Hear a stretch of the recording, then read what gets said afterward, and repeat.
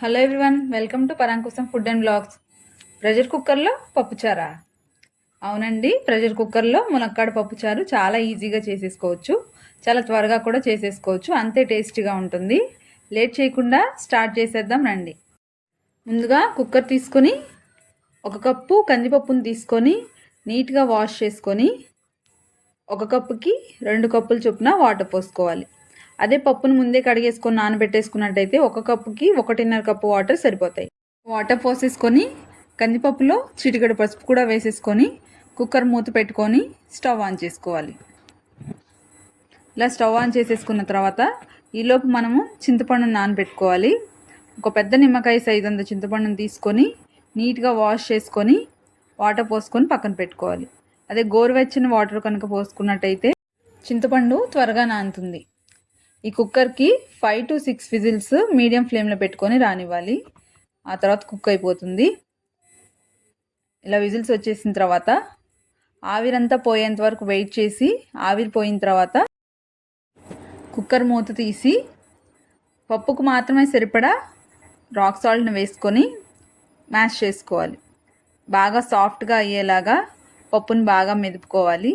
ఇలా మెదిపేసుకున్న తర్వాత చుట్టూ కుక్కర్కు ఉన్న పప్పునంతా తీసేసి ఒక చోటుగా వేసుకోవాలి.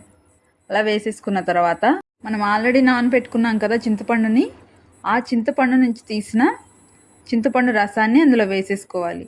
నేను పప్పుచారు ఎంతవరకు పెట్టుకోవాలో అంత చింతపండు రసాన్ని తీసుకున్నాను. మీరు చింతపండు నుంచి తీసిన గుజ్జుని అందులో వేసేసుకొని పప్పుచారుకు సరిపడా వాటర్నైనా అందులో పోసేసుకోవచ్చు. ఇప్పుడు ఈ చింతపండు రసంలో పప్పులో కరివేపాకు కాడలతో సహా వేసేసుకోవాలి, అప్పుడే టేస్ట్ ఉంటుంది. తర్వాత 2 ములక్కాడల నుంచి తీసిన ములక్కాయ ముక్కలు, ఆ తర్వాత ఒక పెద్ద సైజు ఉల్లిపాయను తీసుకొని పొడవుగా కట్ చేసుకున్న ఆ ముక్కలను అందులో వేసేసుకుంటున్నాను.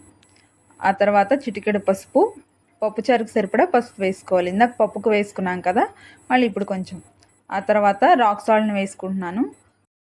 ఆల్రెడీ ఇంతకుముందు చెప్పాను, రసంకైనా సాంబార్కైనా రాక్ సాల్ట్ అయితే చాలా బాగుంటుందని.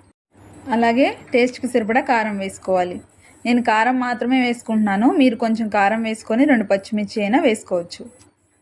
ఆ తర్వాత అంతా కలిపేసుకొని ఒకసారి టేస్ట్ చేసి సాల్ట్ ఏదైనా అడ్జస్ట్ చేసుకునేది ఉంటే ఇప్పుడు చేసేసుకోవచ్చు. అలా చూసేసుకున్న తర్వాత కుక్కర్ మూత పెట్టుకొని స్టవ్ ఆన్ చేసుకొని స్టవ్ మీద పెట్టుకోవాలి. సిమ్ టు మీడియం ఫ్లేమ్లోనే 15 మినిట్స్ వరకు కుక్ చేసుకోవాలి. కుక్కర్ని స్టవ్ మీద పెట్టిన తర్వాత హై ఫ్లేమ్లో అస్సలు పెట్టకూడదు. హై ఫ్లేమ్లో పెడితే విజిల్ వచ్చేసి పప్పుచారు అంతా పొంగిపోతుంది. పప్పుచారు పొంగిపోయిందంటే ఆ టేస్ట్ అస్సలు ఉండదు పప్పుచారుకి.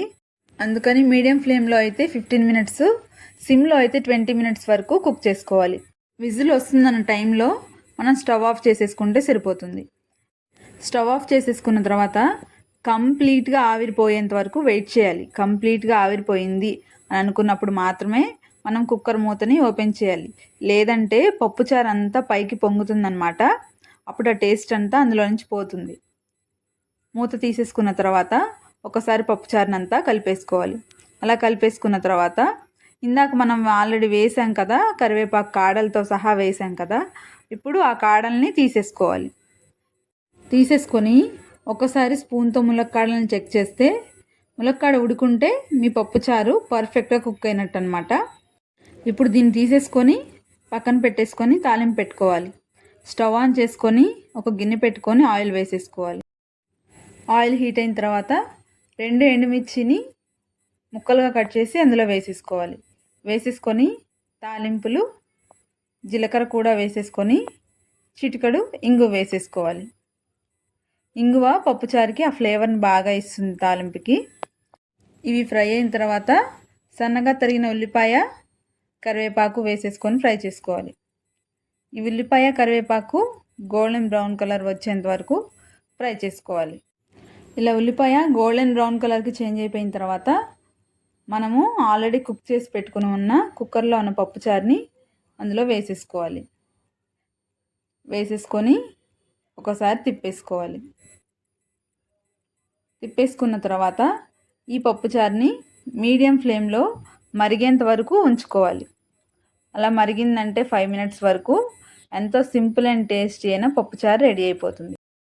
ప్రెషర్ కుక్కర్లో పప్పుచారు చేయడం చాలా సింపుల్ అండి, అండ్ టైం కూడా సేవ్ అవుతుంది బాగా. వీడియో నచ్చితే లైక్ చేయండి, నా ఛానల్ని సబ్స్క్రైబ్ చేసుకోండి. ఈ మునక్కాడ పప్పుచారు గురించి ఏదైనా డౌట్స్ ఉంటే కామెంట్ చేయండి.